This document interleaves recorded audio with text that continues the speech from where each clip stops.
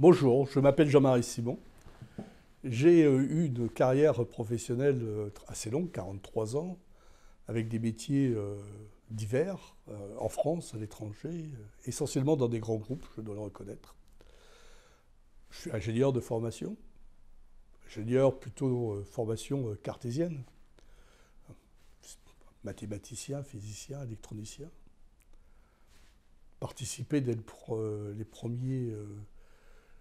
premières années de mon expérience professionnelle à ce qu'on appelle aujourd'hui le numérique.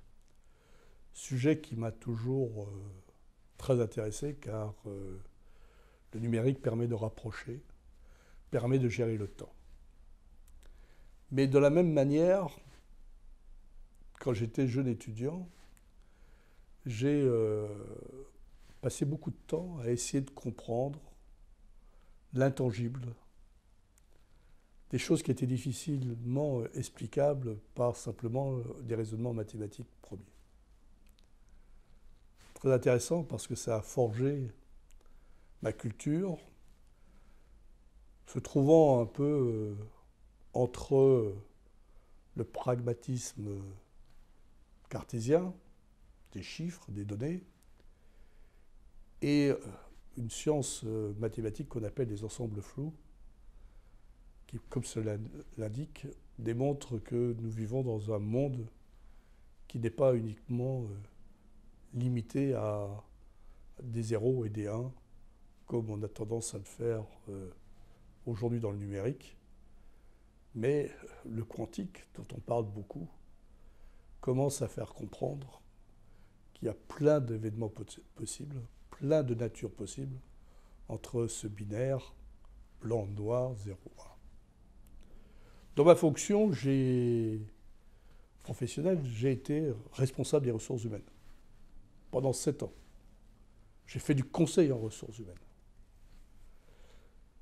J'ai été donc manager également de grandes équipes en France, aux États-Unis, en Norvège, en Indonésie. Donc je suis un peu multiculturel également.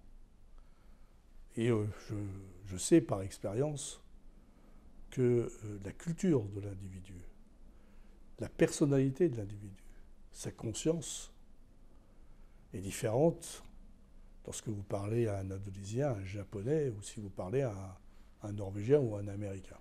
Sans parler, bien évidemment, des autres cultures africaines ou d'Amérique latine. Donc la conscience que tout n'est pas simplement noir ou blanc, 0 et 1,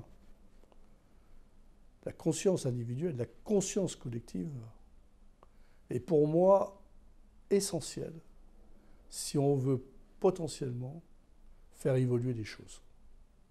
C'est pour cela que j'ai accepté avec grand intérêt de partager mon expérience et de vous donner quelques éléments de réflexion pour vous permettre d'enrichir le débat.